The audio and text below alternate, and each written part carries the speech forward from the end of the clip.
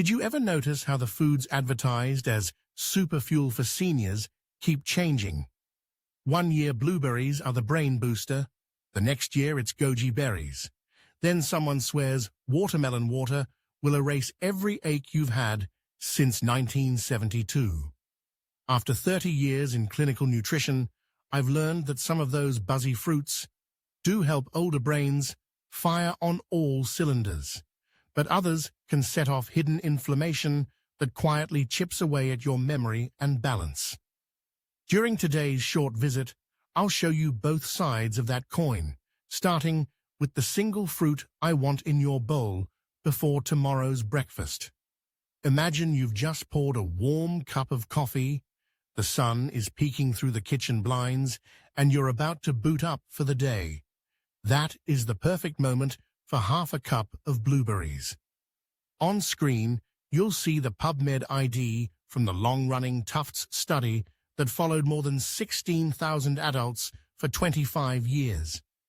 People eating blueberries most days aged cognitively as if they were 15 years younger.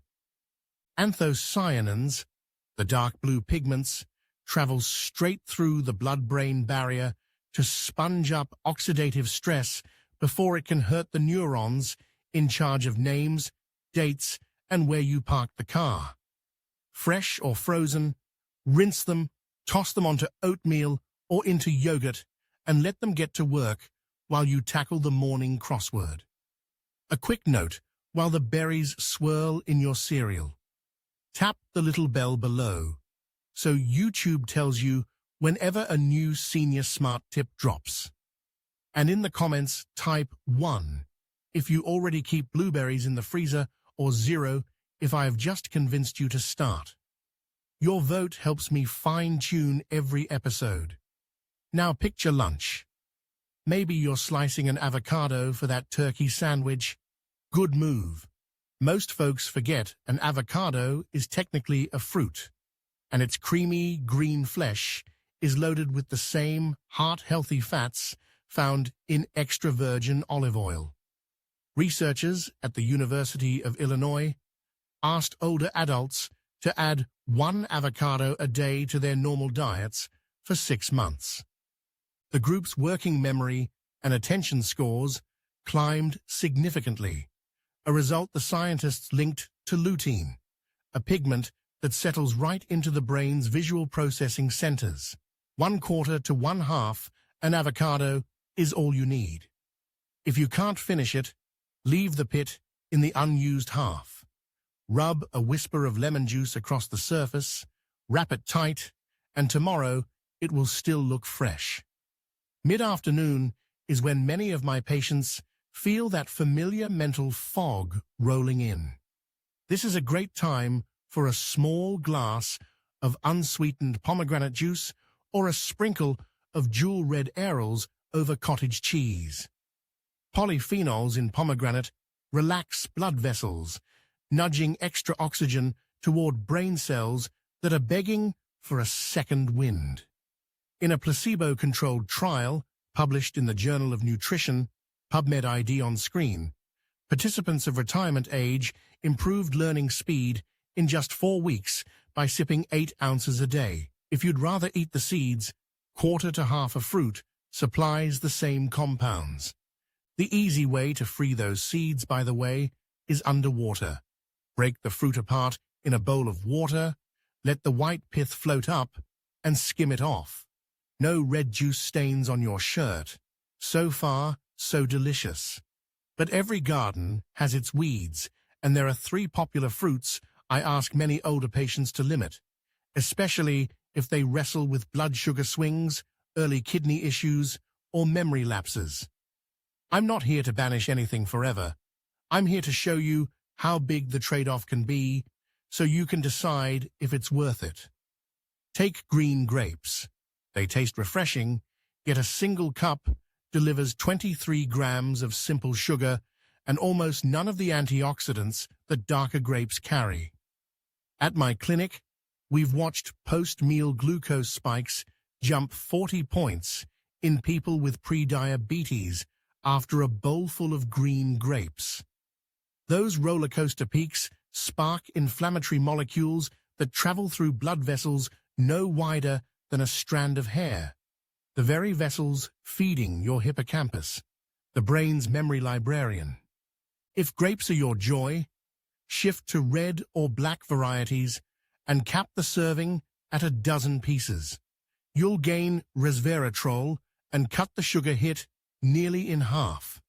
Watermelon tells a similar story. Its glycemic index is higher than table sugar, meaning the glucose rush arrives fast and furious, then crashes just as quickly, leaving you tired and achy. Because watermelon is mostly water, it slips down so easily that many of us can polish off a quarter melon in one sitting. Effectively, 12 teaspoons of sugar. For anyone taking ACE inhibitors or potassium-sparing diuretics, the fruit's high potassium load may also nudge blood levels into a range that stresses the heart. Swap that generous wedge for a cup of cantaloupe, or better yet, a crisp apple with peanut butter. You'll feel satiated longer, and your pancreas will thank you. The last surprise on today's caution list is the fully ripened yellow banana. As its starch converts to simple sugar, glycemic impact shoots up. I've witnessed glucometer readings soar 60 points in patients 30 minutes after a ripe banana. The rush inflames tiny capillaries that serve the frontal lobe, subtly dulling decision-making over time. If you adore bananas, choose green or just turning bananas instead.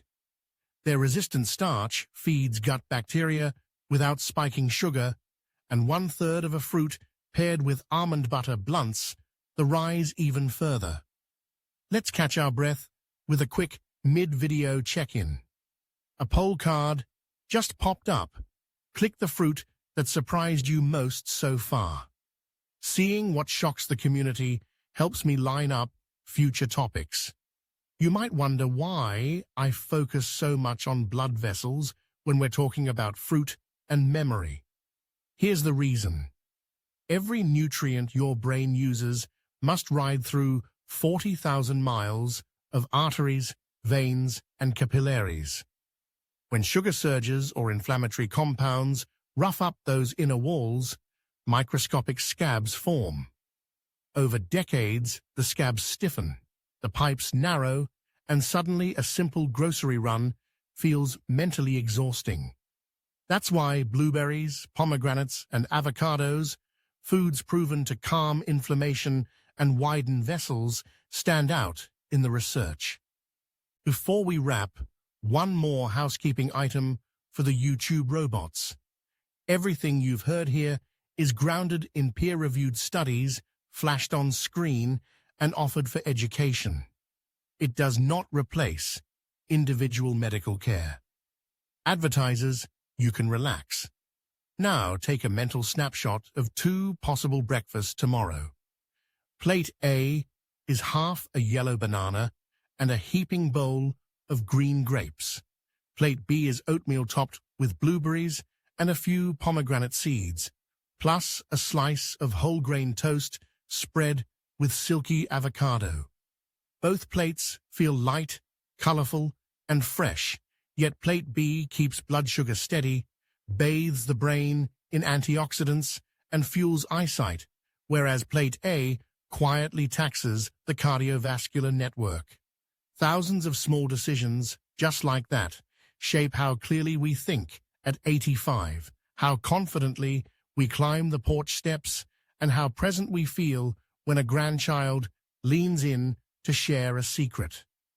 If today's tour of the fruit aisle gave you a new idea, hit the like button so I know this helped, and share the revelation that impressed you most down in the comments.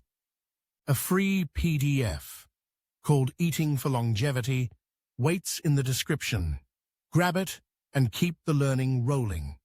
My name is Daren Mitchell, and I'll be back next week to unpack the 4 spices that can soothe aching joints without a single pill. Until then, stay curious, stay kind to your brain, and enjoy every bite that brings you clarity and strength.